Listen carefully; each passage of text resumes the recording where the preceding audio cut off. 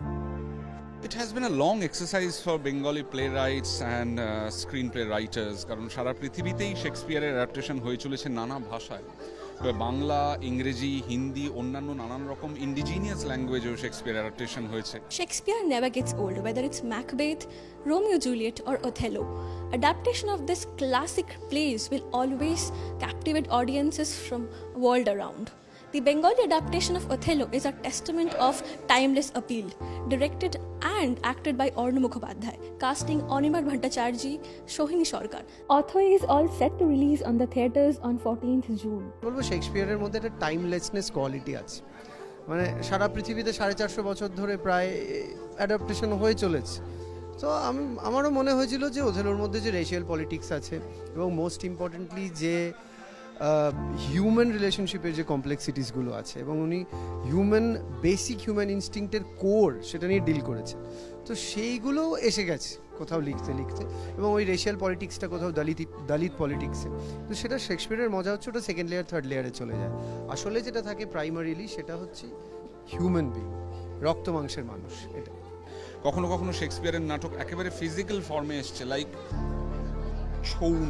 Chhau production হয়েছে, রায়মেশে production হয়েছে, even আমি বলতে চাইছি যে মানে অন্যান্য সমস্ত ফোক আর্ট ফর্মেও শেক্সপিয়ারকে অ্যাডাপ্ট করা হয়েছে। It is a very long practice all over the world. Theatre একটা প্রসেস, সেটার জন্য আমরা অনেক দিন ধরে রিহার্সাল করি, কিন্তু যখন টানা যখন আমাদের যে শো থাকে 6:30 যখন থার্ড বেলটা পড়ে বা 6টার থার্ড বেলটা পড়ে, আমাদের 6টার সময় বেল পড়ে, কারণ এমনিতে থিয়েটারের ইভিনিং শো 6:30 থেকে শুরু হয়, কিন্তু আমাদের নাটকটা 3 ঘন্টা প্রায় 10 মিনিট হওয়ার জন্য আমাদের 6টা থেকে শুরু করতে হয়, কারণ পরে সব দর্শকরা আবার কেউ মেট্রো ধরে বাড়ি যাবে, কেউ ট্রেন ধরে বাড়ি যাবে, তাই জন্য আমাদের 6টা থেকে শুরু করতে হয়।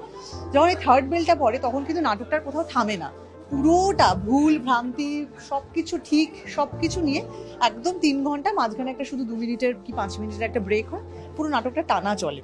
তো সেইটার একটা আলাদা প্রেশার থাকে, সেটার একটা আলাদা ভালো লাগাও থাকে। যত রিহার্সাল হয় তত নিজেকে কনফিডেন্ট মনে হয়, কিন্তু যতই আমি রিহার্সাল করি না কেন ঠিক শো শুরুর আগে তখন কিন্তু বুকের ভেতরটা দুরু দুরু করতেই থাকে। যেখানে ক্যামেরার অ্যাক্টিংটা সেই অর্থে আর কি টানা হয় না, ফলে রিটেক করার সুবিধে অনেক বেশি।